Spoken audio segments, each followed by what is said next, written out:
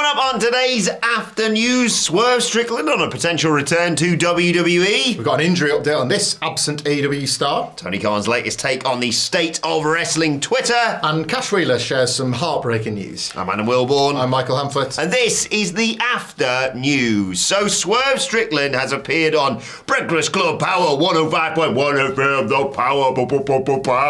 You got traffic? Well, you need to listen to the bud. It's beeping horns. Purr, purr, purr, purr, purr. Or is it out the ass? Let's hear from Stephen, though. Chopper. It's crabbling on the 105. Oh, no, what do they say? Chop it up with the helicopter, a chat in the sky. Anyway, Swerve's been on there One of them talking type about of shows, yeah. brilliant career he's been having recently, of course. It's like being in America when you're watching us. I mean, we're just jealous of your radio stations, aren't we? But we're jealous of everything. We're jealous of all of it.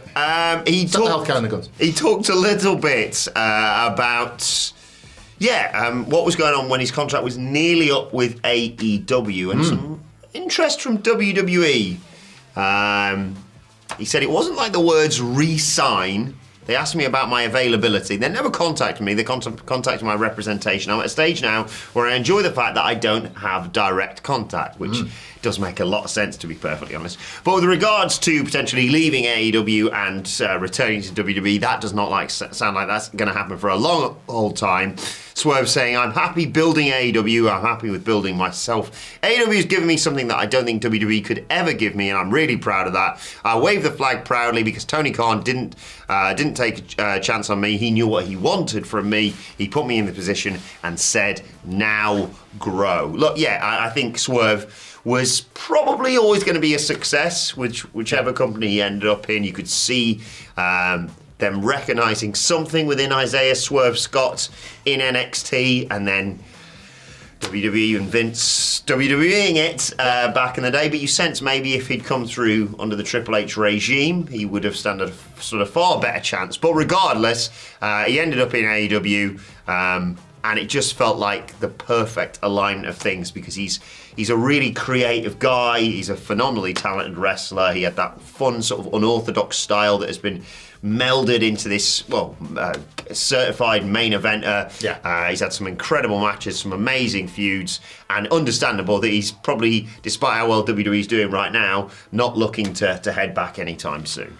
Yeah, there was, to a couple of points there was always a bit of a cream rises to the top thing with Swerve, wasn't there? He just thought, if all things are equal, he should make it to the top. And then we even saw, when he did make it to the top, in name, by becoming the AEW World Champion, how he himself elevated and changed his game and forced certain things through.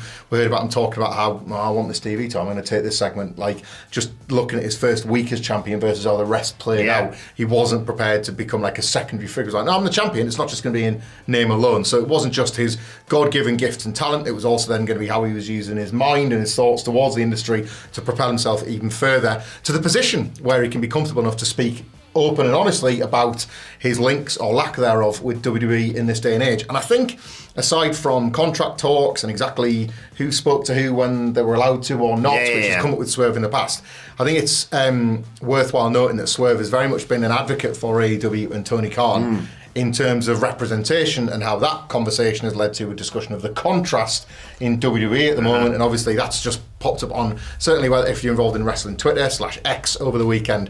It's a valid conversation. It still should be happening about the lack of representation of black wrestlers in WWE. Much of that has come from Swerve Strickland's comments and others like him who have since left WWE, or have like an MVP made similar sort of remarks as well.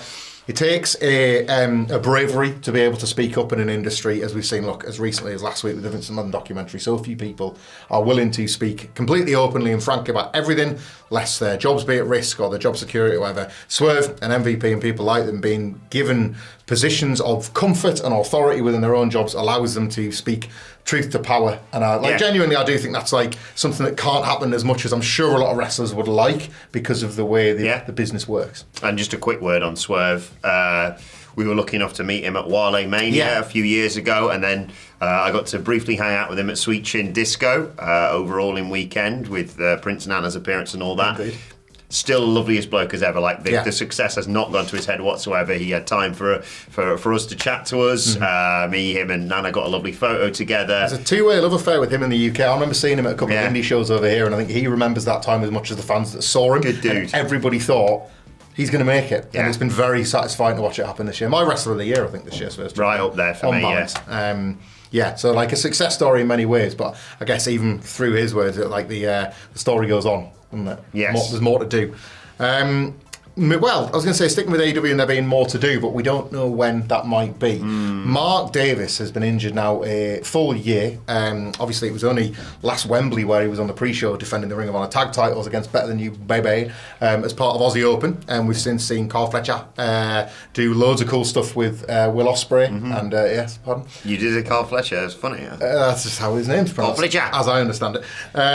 But yes, Fight for Select, where Sean Rossappa's doing one of those Q&As that he does, and there's been loads of questions about Mark Davis, because it does kind of feel like they're telling a story that involves him. Yeah. With Fletcher and Ospreay's taking up of the United Empire flag. And it's a WCPW story, basically, isn't it? Indeed, yeah. That's Ricochet, WCPW. Jesus Christ, Tony, can't get your own ideas, mate. But Sean Rossap did give an update and said Davis is still recovering from what sidelined him, but is, quote, progressing well. What specifically put him out of action has remained quiet, and those close to the situation tell us they'd prefer it if it was his story to tell, which Fightful then say they respect.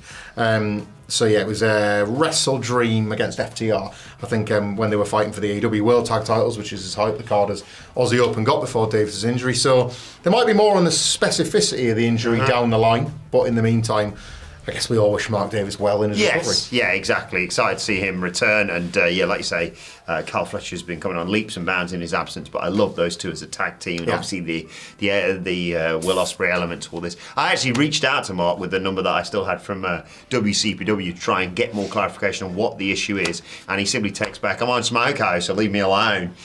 So no word on that. Joking, of course. We hope he's absolutely fine. I've heard that all he wants and all he needs, all he wants is a good pub feed. So yeah, I hope to see him back in the ring soon, because I like the duo of them two, obviously found by WCPW and established as a tag team, trained under the tutelage of WCPW, just like Will Ospreay and Ricochet, Keith Lee.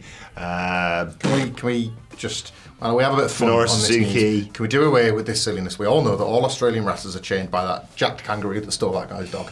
That's where that's the performance centre over there, and that's how they all end up being so hard. That's how you get a Rhea him or Ripley. Back Jack. You got one or the other. That's how you get a Rhea Ripley. That's how you get a Mark Davis. That's it. The reason they're so hard as nails is because they've got to go one-on-one with that guy. Hit the ropes. Okay, here's how you cut a promo and drown a dog and a thing. Yeah. What? What's that third one? That's dog drills. Get well soon to Mark Davis. We love him, and we hope to see him back on telly. No timetable for the return. The Fight for Select report noted. I should also add that as well. So hopefully sooner rather than later. But let's talk about Tony Khan and social media. Always a good topic for me, this. Yeah, where's this going? He was on WFAN, or WFAN, as I like to call WFAN it. in the morning. Daily, talking about how great social media is. He said, I think it's great to stay in touch and tell the legends of the fans in every walk of life. I think it's fun, and there's a lot of fun, interesting stuff. The positives definitely outweigh anything else. I really love staying in touch with what the fans think. Drives a lot of positive thinking. Even setting aside AEW wrestling and just talking about the football side of it, over 35 years of my life watching football and presenting, how some of it's changed in the presentation. So much is exactly the same.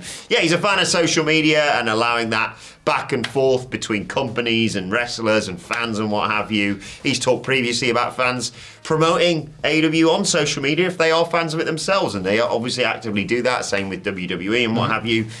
Look, I think the question of what X or Twitter is right now is a different conversation, but I tend to agree that social media is good for promotion and for a nice bit of nostalgia occasionally. Sometimes it can become an absolute dumpster fire, though. I'd like to think Tony Khan says those words without ever clicking over and looking at the For You tab, because that stuff throws at you. If you happen to type one word once or watch one video once, you will never recover that algorithm. Yeah. But yeah, look, Tony Khan cut his teeth on forums and message boards. Yes, he did. Which were when conversation. It was I glorify it as much as the next old head on wrestling media, and yet it was as Wild West, just in its own different ways.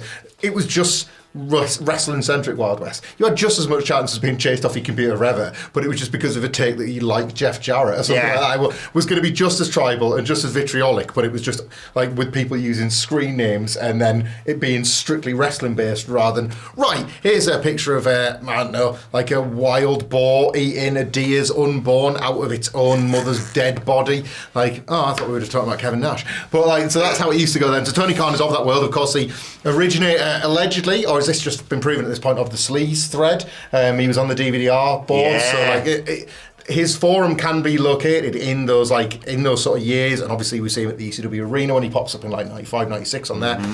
So he's a message boarder / online fan for life, whether he wants to be or not. It's like, let me tell you firsthand, it's in the blood. So Tony Khan's got that, no matter if he ever became a promoter or whatever. So it doesn't surprise me that he still speaks quite positively of social media. And I don't disagree with him or you. When it's good, it's amazing. Yeah. Like, it can be absolutely great. So, to give us an example of that, show us in the comments below how you engage in polite and pleasant discourse about pro wrestling, and indeed about us too, right below the line. Thanks to everyone who photoshopped me and Andy onto Tintin and Captain Haddock last week, by the way. For example. There you go. Brian, every week, #SmackDown Photoshop correspondent. Yeah. So this is a good news, bad news, but it gives me a segue to the last story of the day. Yeah. Cash Wheeler has shared some heartbreaking news of the events of sort of the consequences of Hurricane Helene on his local town of Asheville, North Carolina, and we've basically put this in the news as an excuse for us to share it ourselves. Yeah. He put a tweet out saying, quote, "My hometown is devastated, so many lives and homes lost, small businesses washed away. My friends and family are okay, but a lot of them have lost everything. If you can do anything, click this link or just share."